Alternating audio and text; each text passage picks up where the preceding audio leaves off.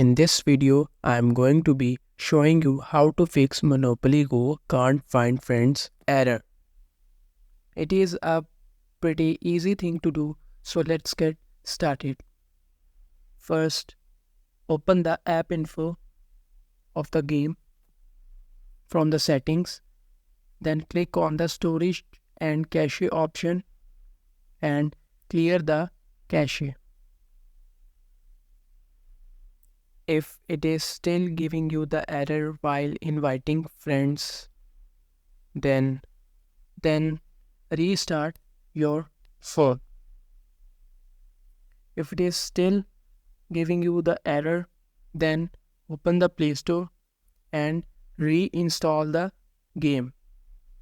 I'm sure this problem will be solved if you follow all the steps and methods I have discussed in this video.